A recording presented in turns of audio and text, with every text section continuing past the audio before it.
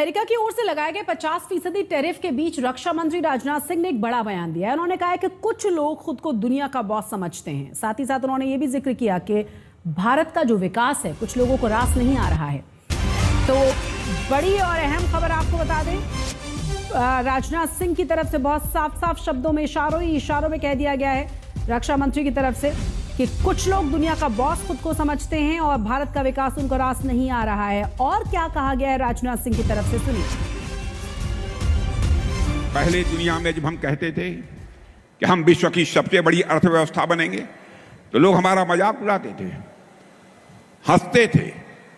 आज सारी दुनिया ने यह मान लिया है कि भारत दुनिया में सबसे तेजी के साथ मोदी जी के नेतृत्व में आगे बढ़ रहा है। बहनों भाइयों, इस हकीकत को सबने स्वीकार कर लिया है।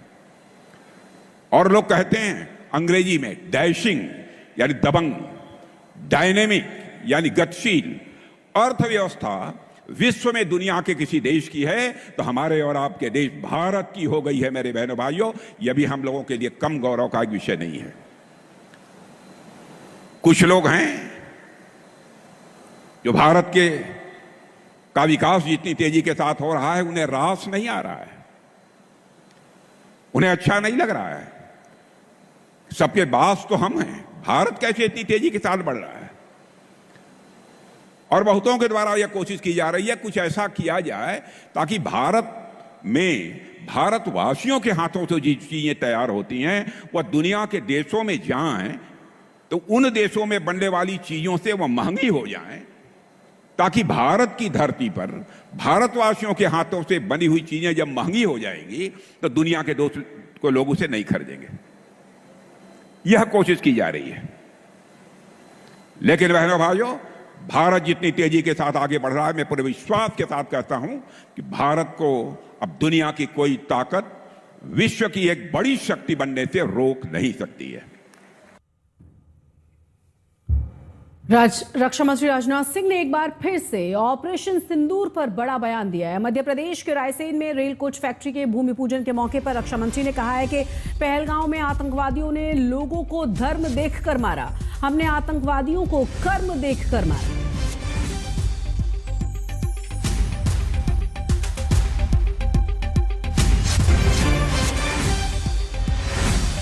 आपने देखा होगा ऐसी कल्पना भी कभी नहीं की जा सकती थी, धर्म पूछ कर मारेंगे।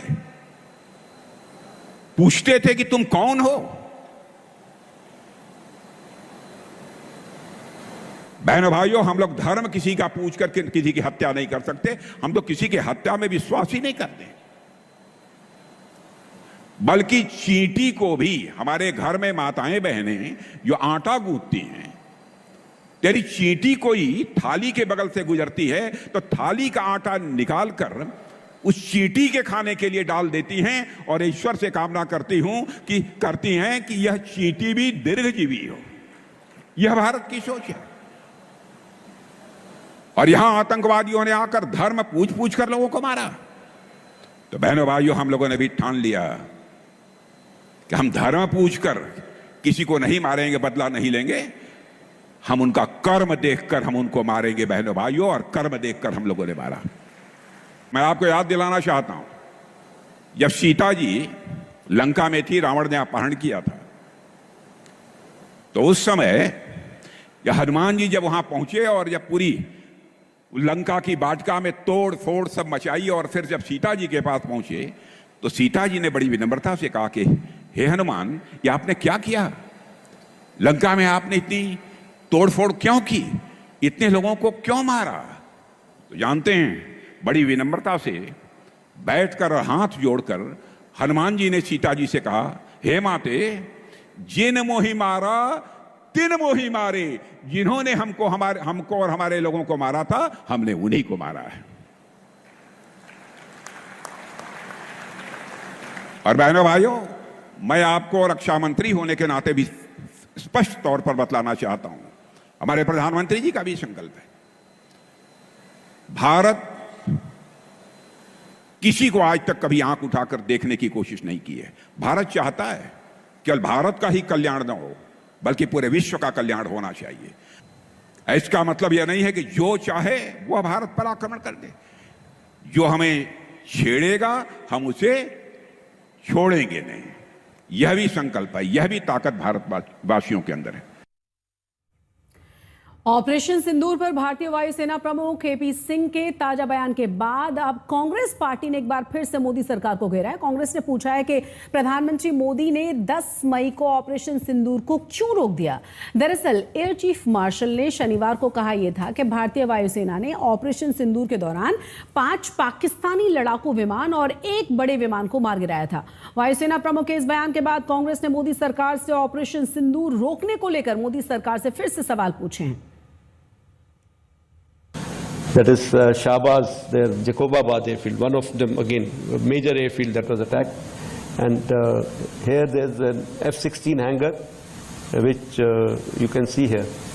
And here this is the photograph again from open source, from one of their earlier picture of the same hangar. And here that hangar, which is one half of the hangar is gone. And I'm sure there were some aircraft inside which have got damaged there. So if I can just sum it up, what we were able to get there at least 2 command and control centers in like Murid and Chaklala that I have shown you one of the pictures. At least 6 radars, some of them big, some of them small. 2 SAGW system that is in Nahor and Okara. Then of course runway at Sargoda and Rahimia Khan. 3 hangars that we attacked. Apart from these, the SAGW systems, mostly from, I'm talking about fighter aircraft are from S-400. We have at least 5 fighters confirmed kills and 1 large aircraft, which could be either an Elint aircraft or an AWNC aircraft, which was taken out at a distance of about 300 kilometers. This is the actually largest ever recorded surface-to-air kill that we can talk about. And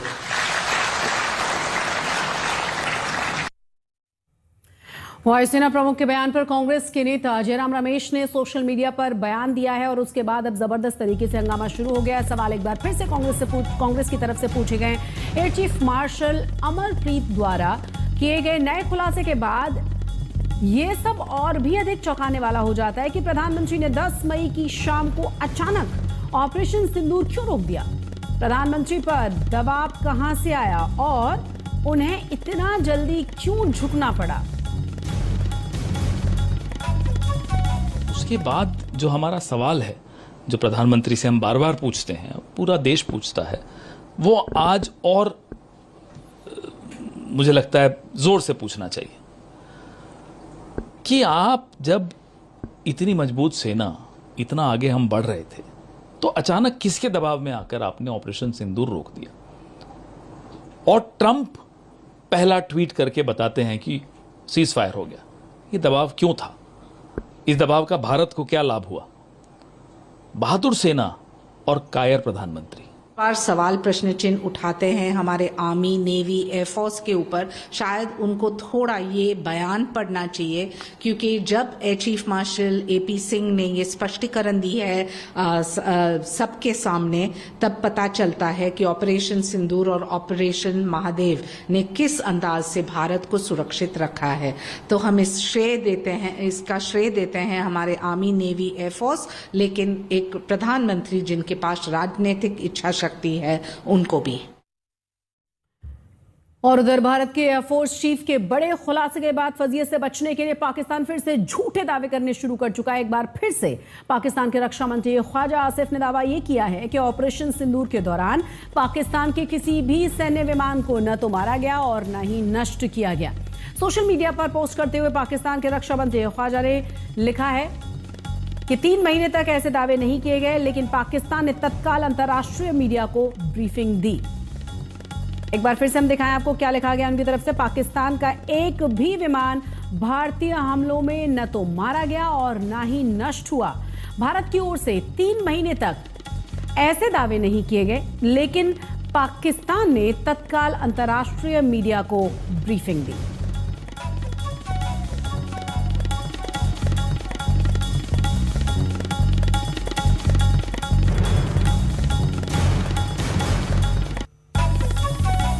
हालांकि ये पहली बार नहीं है जब पाकिस्तान की तरफ से इस तरह से सफाई पेश की गई हो दुनिया के सामने। और आपको ये भी बता दें कि ऑपरेशन सिंदूर पर जारी सियासत के बीच सेना प्रमुख जनरल उपेंद्र द्विवेदी का भी बड़ा बयान सामने आ गया है। जनरल द्विवेदी ने पाकिस्तान के फेक नैरेटिव्स के बारे में बताया है। साथ ही साथ उन्होंने कहा कि भारतीय सेना को पूरी छूट दी गई थी और हमने उन सभी टारगेट को हिट किया जो प्लान का हिस्सा थे। But certain things important. 22nd April, you're aware what happened in Pahalgam, and it actually shocked the nation. 23rd is the time when next day itself, we all sat down. And this is the first time which RM has also said, I think enough is enough. And all the three chiefs were very clear, something has to be done. And the free hand was given, of course, that you decide what is to be done. And that is the kind of a confidence with the political directions and political clarity for the first time we saw. And that's what made a difference, because we want to do a lot, but that kind of hand-holding and kind of free, no terms of restrictions, if I can say that,